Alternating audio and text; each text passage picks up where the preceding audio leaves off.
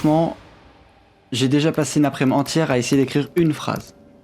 Pas parce que je suis perfectionniste, mais juste parce que rien ne venait. Même pas une intro nulle, rien. Le vide total. Et ça m'a grave frustré parce que j'avais envie de créer, mais j'y arrivais pas. Du coup, j'ai tout tenté. Les techniques les plus connues comme les plus miraculeuses, je suis sorti prendre l'air, j'ai changé d'environnement, j'ai lu. J'ai même maté ces vidéos cheloues avec des fréquences qui sont censées activer le flow, mais rien. À chaque fois, le même résultat, le néant. Et là, la culpabilité a débarqué.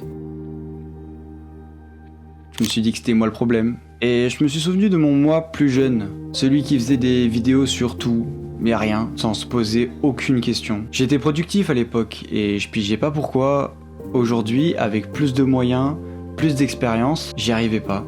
Et c'est ça le pire pour nous, les créateurs. Des créateurs de contenu qui n'arrivent pas à créer de contenu. La bonne blague. Puis j'ai eu une réflexion. Pourquoi j'étais aussi productif à l'époque ? Comment je pouvais créer même sans idée précise ? Alors j'ai replongé dans mes vieilles vidéos, celles que j'ai pu retrouver du moins, et après des longues heures de visionnage et de malaise, non mais vraiment j'étais vraiment gênant à l'époque. C'est super.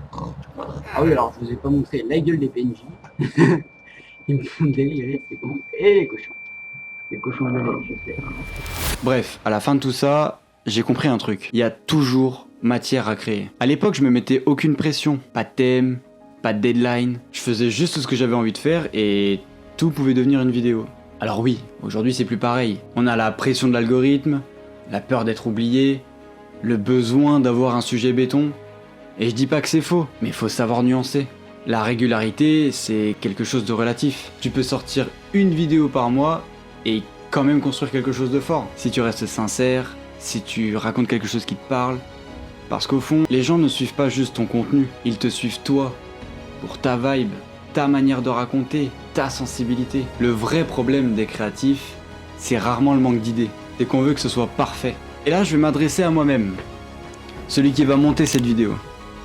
Arrête, ta vidéo ne sera pas parfaite. Tes plans seront moyens, ton micro va déconner, encore, il y a beaucoup de choses qui vont encore pas dans le script, et c'est ok. Il y aura toujours des imperfections, que ce soit à cause du matos, de l'expérience ou encore du temps. Mais le but à la base, c'était quoi ?